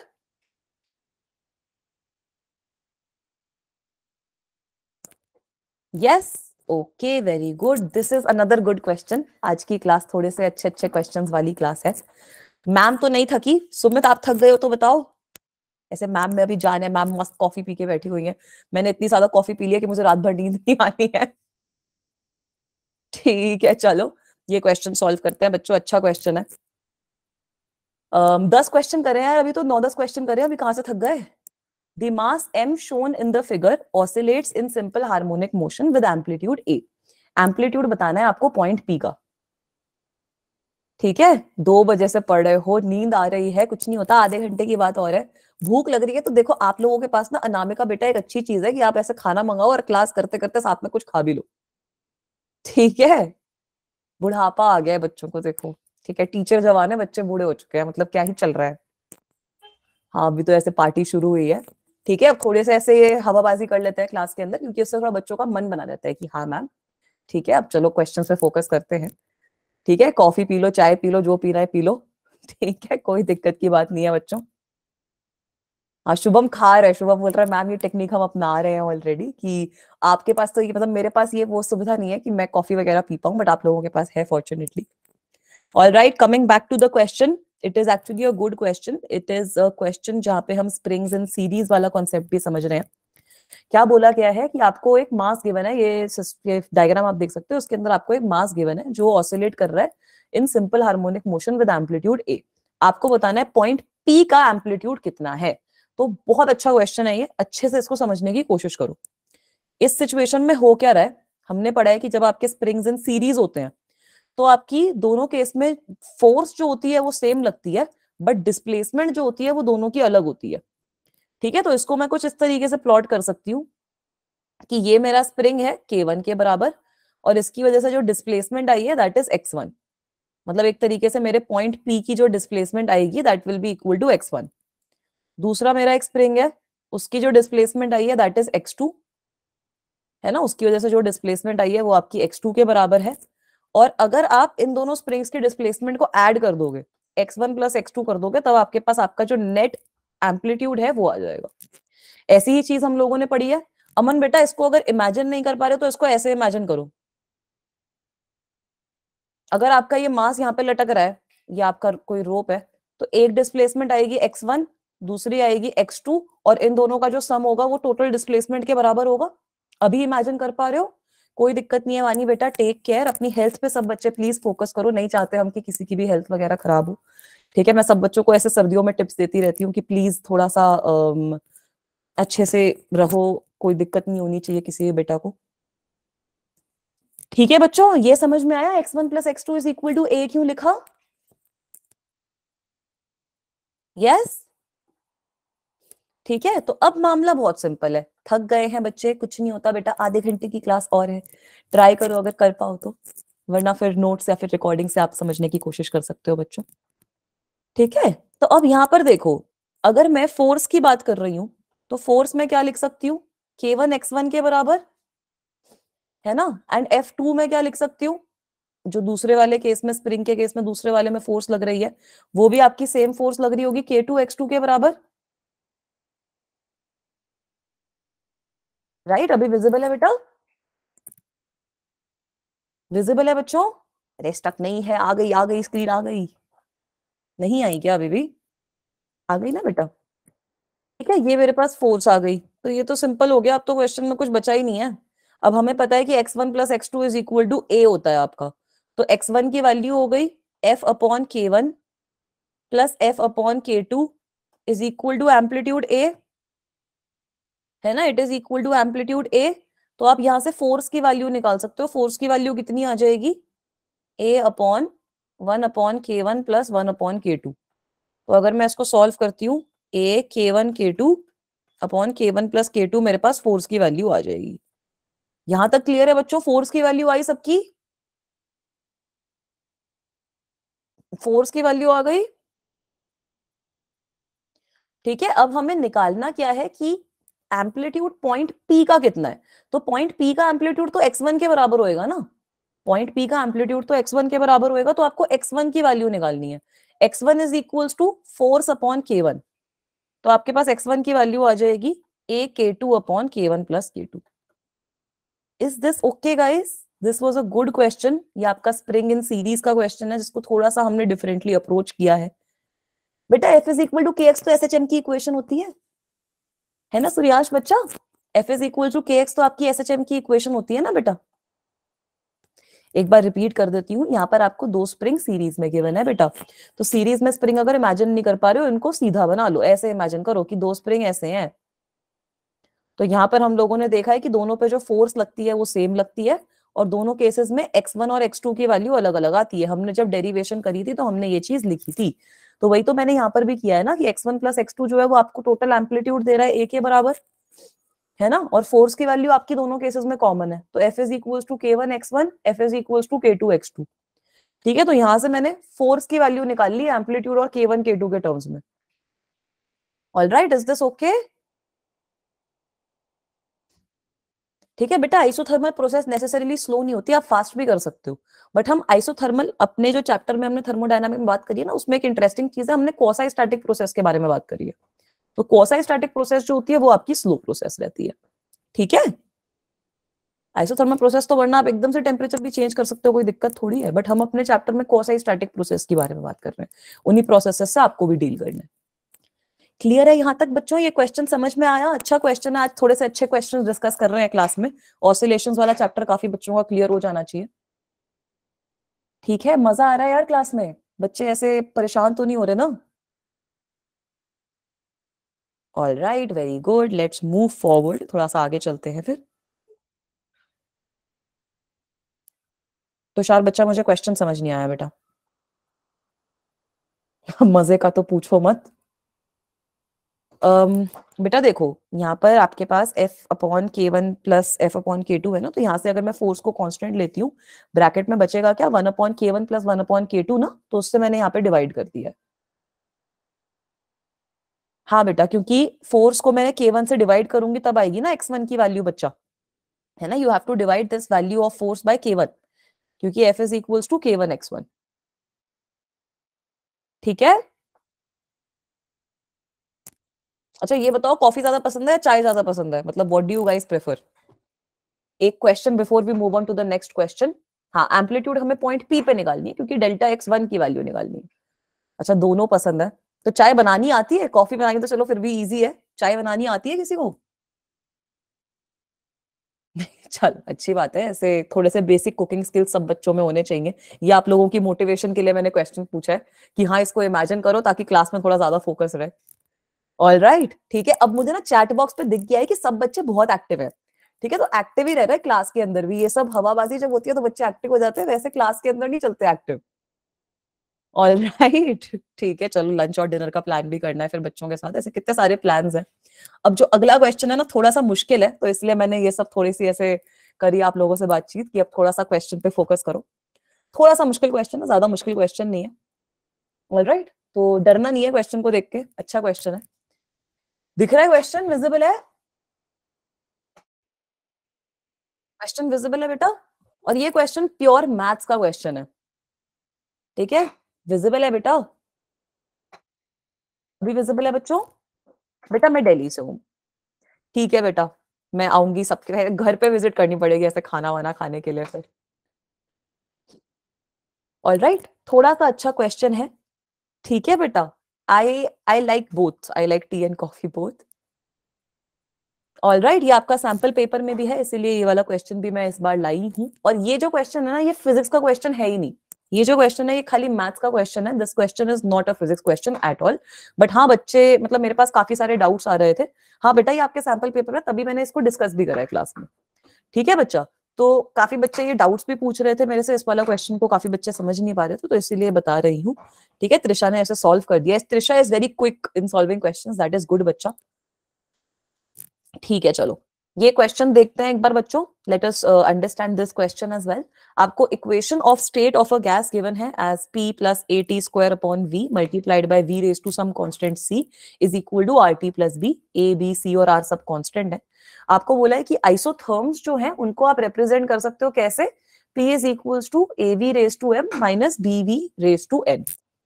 ठीक है, इस तरीके से आप आइसोथर्म्स को रिप्रेजेंट कर सकते हो। तो आपको यही बताना है कि A और B टेम्परेचर पे किस तरीके से डिपेंड करते हैं, मतलब ए और बी अगर खाली टेम्परेचर पे डिपेंड करते हैं तो एम और एन की वैल्यू कितनी है। तो genuinely it's pure mathematical question. कैसे करना है इसको समझो। P plus A T square upon V, बच्चों ने आंसर भी करना शुरू कर दिया है, गुड जॉब। तभी मैं आपको क्वेश्चंस में थोड़ा सा टाइम दे रही हूँ कि आप लोग खुद भी सॉल्व करके इसको आंसर करो बच्चा। सबसे पहले तो मैं इसको एक्सपैंड कर देती हूँ। सबसे पहले तो ब्रैकेट खोल लेते हैं ना। वेरी गुड, सब बच्चे सही बोल रहे हैं, बिल्कुल सही बोल रहे हो बेटा, ए ही सही ऑप्शन है। ठीक है, so let us understand how we are getting the answer. सबसे पहले इसको ब्रैकेट खोल के एक्सपैंड कर लेते हैं। हमारे पास आएगा P V raise to C plus A T square V raise to C upon V is equal to R T plus B, है ना। निकल गया इसका आंसर। तो ये v raise to C upon V तो मतलब कितना हो गया, v raise to C upon V का मतलब है v raise to C minus one है आपके पास। ये इक्वेशन आ गई हमारे पास बेटा। Is this equation okay? Right, now I can divide this entire equation by v raise to C. I am dividing this entire equation by v raise to C. Why? क्योंकि मुझे pressure के साथ में ये जो v रेज टू सी वाली term है वो नहीं चाहिए, क्योंकि मेरे पास इक्वेशन में खाली प्रेशर है। तो मेरे पास बचेगा क्या कि pressure is equal to what, pressure plus में लिखते हैं, चलो प्रेशर इज इक्वल टू रहने दो। ठीक है, मेरे पास बचेगा क्या कि P plus A T square V raise to minus one must be equal to R T V raise to minus C plus B V raise to minus C. Very good, is that okay guys? यहां तक clear है? तो यहां से मैं pressure को क्या लिख सकती हूँ? I can write pressure as what, A T square V raise to minus one, है ना, A T square V raise to minus one plus R T plus B multiplied by V raise to minus C. कुछ ऐसा लिख सकते हैं। अच्छा, यहाँ पे नेगेटिव साइन आएगा, ऐसा लिख सकते हैं बेटा। Yes, now let me compare it with the equation which is given to me. मुझे इक्वेशन क्या गिवन है कि pressure is equals to A V की power M minus B V की पावर एन। ठीक है, तो अब अगर आप देखते हो ये जो v raise to the power m वाली चीज है, ये यहां से मैं कंपेयर कर सकती हूँ क्योंकि यहाँ पे पॉजिटिव साइन है ना। यहां से मैं कंपेयर कर सकती हूँ क्योंकि यहाँ पे पॉजिटिव साइन है। तो मेरे पास m की वैल्यू कितनी आ जाएगी, माइनस सी के बराबर। और इसको मैं ये पहली वाली टर्म से कंपेयर कर सकती हूँ, यहाँ पे मेरे पास नेगेटिव साइन है।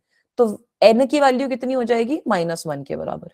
That is why I'm saying that this question is not a physics question, it's a maths question. You have not used any concept of physics in here. You have not used any single concept of physics in here, guys.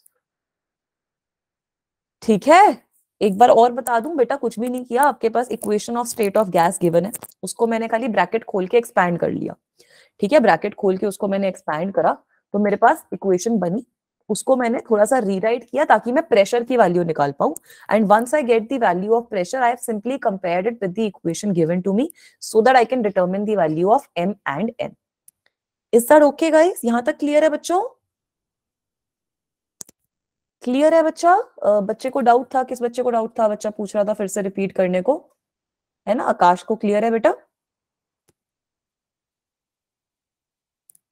ठीक है बेटा, मैं sample paper भी भेजने की कोशिश करती हूँ। हमारा आंसर सही है, वेरी गुड बेटा। n is equal to minus one इसलिए क्योंकि यहाँ पर आपका नेगेटिव वाला कोफिशियंट है ना। तो अगर आप इसको यहाँ से कंपेयर करोगे तो v की वैल्यू माइनस वन से रेज्ड है ना, तो n की वैल्यू माइनस वन आ जाएगी। आप इसको इससे कंपेयर करोगे तो v की वैल्यू यहाँ पे माइनस सी से रेज्ड है, तो इसकी वैल्यू माइनस सी आ जाएगी। समझ में आया बेटा? समझ नहीं आया कृष्णा बच्चा? ये जो क्वेश्चन है इसमें आपको equation of state of a gas given है। All I have done is expanded this expression. ये v रेज टू c की पावर से मल्टीप्लीकेशन है, तो मैंने वहां से थ्रू आउट मल्टीप्लाई कर दिया। फिर मुझे प्रेशर की वैल्यू चाहिए, तो एक तरीके से मुझे v रेज टू c वाली टर्म से डिवाइड करना पड़ेगा ना पूरे में। तो v रेज टू c वाली टर्म से डिवाइड कर दिया मैंने ताकि मेरे पास प्रेशर की वैल्यू आ जाए। तो जब आप ये डिटर्मिन करने की कोशिश करते हो and when you compare it with the given equation, जब आप गिवन इक्वेशन से इसको कंपेयर करोगे तो m और n की वैल्यू आपके पास माइनस सी और माइनस वन आ जाती है। हाँ, v की जो पावर है उसको आपने कंपेयर करना है, बाकी तो सारा कांस्टेंट गिवन है ना। आपको बोल तो रखा है कि a और b आपके खाली टेम्परेचर पे डिपेंड कर रहे हैं, तो वो तो आपके कांस्टेंट है ना। या आर टी प्लस बी और ए टी स्क्वायर वाली जो टर्म है वो तो आपकी कांस्टेंट हो गई। ठीक है, आपने v की पावर, भाई मैं बोल रही हूँ this is only maths, this is not a physics question, this is a maths question. Is this okay guys? समझ में आया? Simply solve, but yes that is exactly what I am saying. आगे चले। No physics in this question. ठीक है बच्चे, ये किसको डाउट था बेटा? कृष्णा बच्चा, आपको भी समझ में आ गया बेटा? बेटा ये आपको क्वेश्चन में गिवन है कि isotherms can be represented by pressure is equal to A V raise to M minus B raise to V raise to N. ये आपको क्वेश्चन में गिवन है बच्चा। तो आपको क्वेश्चन में यही तो बोला है कि एम और एन की वैल्यू निकाल लो। ठीक है बेटा, अभी तो 15 मिनट्स की क्लास बची है, 10:30 तक की क्लास है आज। अभी से कहा बच्चों की ऐसे एनर्जी खत्म हो गई है क्या? 2-3 क्वेश्चन और सॉल्व करते हैं, अच्छे अच्छे क्वेश्चंस हैं। एक ग्राफ वाला क्वेश्चन सॉल्व करते हैं, this is also a good question. इसको आप सॉल्व करने की कोशिश करो, बताओ इसको कैसे सॉल्व करोगे। Try to solve this question guys. यहाँ पे आपको एक डायग्राम गिवन है जिसमें डिस्प्लेसमेंट टाइम ग्राफ गिवन है, दो सिंपल हार्मोनिक मोशन का। ठीक है, आपसे पूछा है कि दोनों की फ्रीक्वेंसी को कंपेयर करो, है ना। हाउस द जोश गाइस, हाउस द जोश। ऐसे हाई बोल दो प्लीज, नॉट लो। बच्चे ऐसे लो बोल रहे हैं। हाई होना चाहिए, हाई। ऐसे फुल है बच्चों का, ये तो यार मेरा भी फुल नहीं है अभी। ठीक है, very good, high high high. बाकी बच्चे जिन लो, जो लो लिख रहे हैं वो भी ऐसे अपना जोश को हाई करो। हाँ, मिड वाला जोश भी चलेगा, 15-20 मिनट की जरूरत है। ठीक है, तो अगर हाई है तो बताओ फिर क्या ऑप्शन होगा इसका। सही, आप ऑप्शन बताओ। ऑल राइट, एक बच्चे ने बोला है डी ऑप्शन सही लग रहा है। ठीक है, very good. Anamika is also saying D, Sanya is also saying D. All right, बच्चे सारे डी ऑप्शन बोल रहे हैं, तो चलो क्वेश्चन को सॉल्व कर लिया जाए। ठीक है, तो यहाँ पे आपको दो कर्व्स गिवन है बेटा, दो टाइप के एसएचएम के आपको कर्व्स गिवन है। आप मुझे ये बता दो कि फर्स्ट वाला जो कर्व है और सेकंड वाला जो कर्व है उसमें टाइम पीरियड की वैल्यू कितनी है। T1 की वैल्यू बताओ और T2 की वैल्यू बताओ। T1 की वैल्यू कितनी है? T1 की वैल्यू कितनी है? T1 की वैल्यू रेड से मार्क कर रही हूं। अगर मैं T1 की वैल्यू देखना चाहती हूँ तो सपोज मैं यहां से देख रही हूँ, मेरी ऑसिलेशन शुरू हुई, फिर पार्टिकल आपका वापसी आ गया, है ना। ऑसिलेशन शुरू हुई और पार्टिकल आपका वापसी आ गया यहाँ तक। ठीक है, तो यहां तक मेरी एक ऑसिलेशन पूरी हो गई। तो 10 - 2 इसका 8 सेकेंड टाइम पीरियड है। सबसे पहले ये चीज विजिबल हुई कि इसका टाइम पीरियड 8 सेकेंड है। दो कहां से, दो कहां से हो गया टाइम पीरियड? दो तो टाइम पीरियड दोनों में नहीं है। 8 दिखा, साक्षी, पायल, साइमा बच्चा, रितेश बच्चा। 8 सेकेंड्स है ना टाइम पीरियड। दो से अगर आपकी ऑसिलेशन शुरू हो रही है तो पूरी ऑसिलेशन 10 पे जाके कंप्लीट हो रही है ना। वैसे ही बताओ T2 की वैल्यू कितनी है? वैसे ही T2 की वैल्यू बताओ कितनी है? T2 की वैल्यू 4 है। Good job. T2 की वैल्यू ब्लू से मार्क कर रही हूं। सपोज ये 1 से ऑसिलेशन शुरू हुई, ये गई 3 तक, फिर 5 तक कंप्लीट हो गई, तो T2 की वैल्यू 5 है ना। 5 - 1 है, सॉरी, T2 की वैल्यू है 4 सेकेंड्स। ये चीज समझ में आई कि ग्राफ से कैसे देखना है, टाइम पीरियड कैसे निकालते हैं ग्राफ से। ठीक है, फ्रीक्वेंसी की वैल्यू कितनी हो जाएगी इस सिचुएशन में? 1/8 μ1, और μ2 की वैल्यू हो जाएगी 1/4।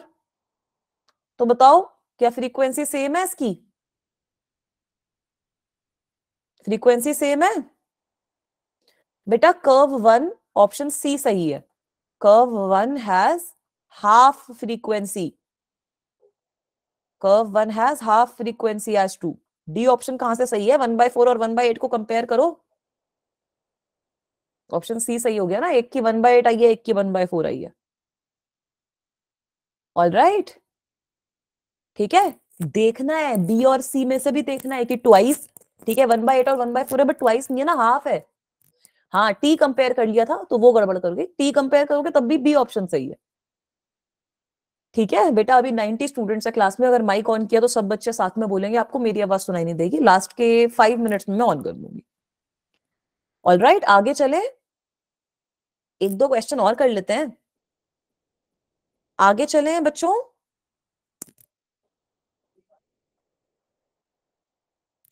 All right, very good, let's move forward. T, हाँ हाँ, कुछ भी दिक्कत नहीं है।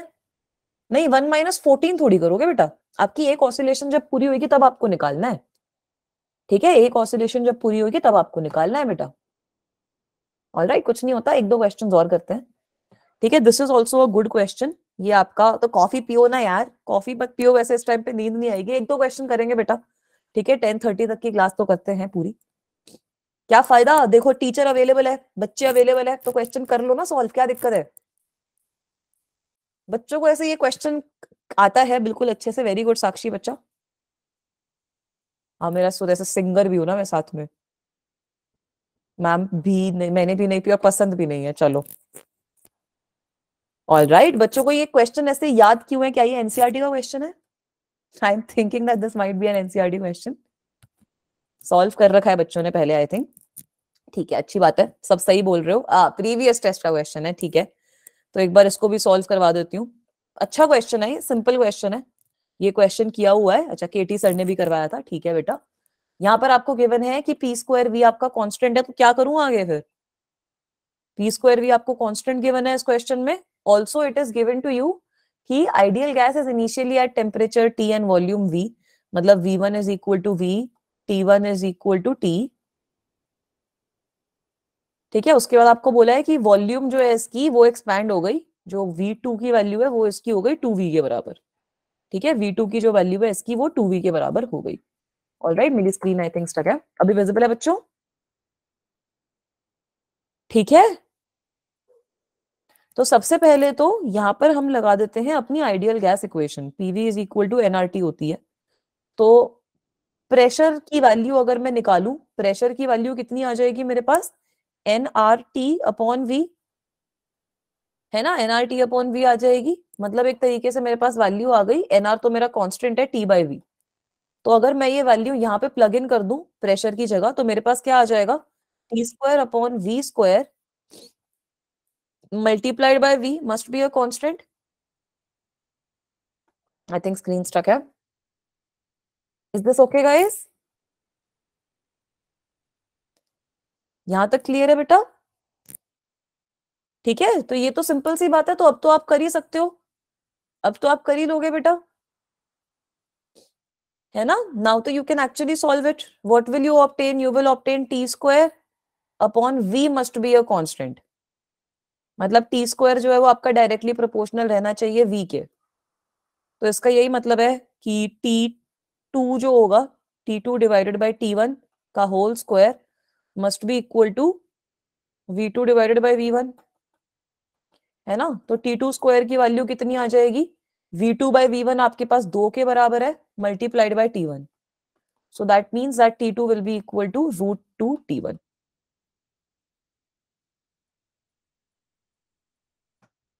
All right, is it okay now guys? Mansa बच्चा आपने हैंड रेज किया है, एक बार बता दो क्या डाउट है बेटा। ठीक है, बहुत सिंपल है, खाली मैंने जो आइडियल इक्वेशन है, आइडियल गैस की इक्वेशन होती है, पी की जगह आइडियल गैस इक्वेशन को सब्सटीट्यूट किया, तो पी की जगह मेरे पास वैल्यू आ जाएगी NR T divided by V के बराबर।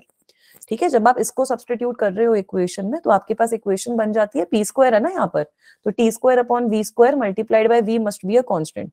So this is the equation which you get, that t square upon v is a constant, which means that t square is directly proportional to v. तो मैंने वही बोला है, बस T2 square directly proportional to V2 हो जाएगा, T1 square directly proportional to V1 हो जाएगा। अच्छा, पूरा अच्छे से ये क्वेश्चन याद हो चुका है सबको बच्चों को? ऑल राइट, एक लास्ट क्वेश्चन करना है या फिर खत्म करें क्लास बच्चों, ये चीज बताओ।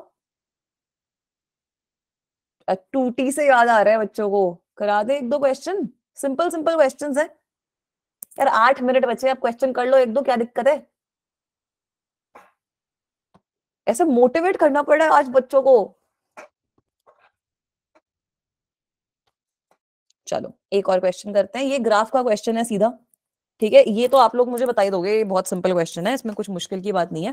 ये क्वेश्चन भी इसलिए करवा रही हूँ क्योंकि बच्चों को दिक्कत होती है कि भाई पीवी कर्व से पीटी कर्व में कैसे कन्वर्ट करें। अब तो करो। ठीक है, एक दो क्वेश्चन और कर लो यार, उसके बाद फिर कल तो आप लोगों का टेस्ट है ही। चलो ठीक है, ये वाला लास्ट क्वेश्चन है, इसके बाद फिर और क्वेश्चन नहीं करेंगे। अच्छा, सुमित बोल रहे हैं ABCD, वाह, तभी मैं करवा रही हूँ, ये भी प्रीवियस टेस्ट का क्वेश्चन है, अच्छा क्वेश्चन है बच्चों। All right, D D A B D C ABCD सब बच्चों ने ना सारे आंसर सही बोल दिए हैं। ठीक है, चलो एक एक करके बताओ। AB जो प्रोसेस है वो कौन सी प्रोसेस है? कर्व से आप देख सकते हो। What sort of process is AB? AB कौन सी प्रोसेस है बेटा? AB प्रोसेस में क्या हो रहा है? प्रेशर कांस्टेंट रह रहा है, so it is an isobaric process. It is an isobaric process, pressure is remaining constant. BC, BC आपकी आइसोथर्मल प्रोसेस है। CD जो है वो आपकी आइसोकोरिक प्रोसेस है, it is your isochoric process. All right, और DA जो है वो भी आपकी आइसोथर्मल प्रोसेस है। सो नाउ लेट अस सी कि कौन सा ग्राफ कॉरस्पॉन्ड करेगा इस चीज में। अगर आपकी आइसोबारिक प्रोसेस है तो मतलब जो ये PT वाला कर्व है उसके अंदर भी आपकी आइसोबारिक प्रोसेस ही होनी चाहिए, है ना? जो PT वाला कर्व है उसमें भी आपकी आइसोबारिक प्रोसेस होनी चाहिए। और आइसोबारिक प्रोसेस की इक्वेशन होती है that pressure is directly proportional to temperature, है ना? Pressure is directly proportional to temperature. नहीं नहीं, आइसोबारिक की ये नहीं होती। आइसोबारिक में तो प्रेशर कांस्टेंट रहता है ना? आइसोबारिक में आपका प्रेशर कांस्टेंट रहेगा, आपकी इक्वेशन होती है volume is directly proportional to temperature. तो आप यहाँ पे देख सकते हो कि A से लेकर B तक आइसोबारिक प्रोसेस है, आपकी वॉल्यूम इंक्रीज कर रही है, तो PT कर्व में भी वही चीज आपकी सही होनी चाहिए। ठीक है, PT कर्व में भी आपकी वही सही होनी चाहिए। तो मेरे को तो यहाँ से सही आंसर डायरेक्टली A ऑप्शन दिख गया कि A ऑप्शन में अगर आप देखोगे तो AB प्रोसेस में प्रेशर कांस्टेंट है, टेम्परेचर इंक्रीज कर रहा है। जो BC प्रोसेस है और DA प्रोसेस है, BC प्रोसेस और DA प्रोसेस में आपका जो टेम्परेचर है वो कांस्टेंट रह रहा है। और CD प्रोसेस में आप देख सकते हो कि CD आपकी आइसोकोरिक प्रोसेस है, तो pressure is directly proportional to temperature, so that is what is happening in this case. ठीक है, so please don't get confused. अगर आपको PV कर्व से कन्वर्जन करना आए from like PV curve to PT curve, VT curve, कोई भी अगर कर्व आए तो वो भी आप बहुत इजीली कर सकते हो। ठीक है, is it okay guys? Clear है यहां तक? ऑल राइट, तो चलो फिर इतना ही आज की क्लास में हम करते हैं। ठीक है, आई होप सब बच्चों को मजा आया हो। Did you guys have fun? All right, very good. So that is all we will do in today's class.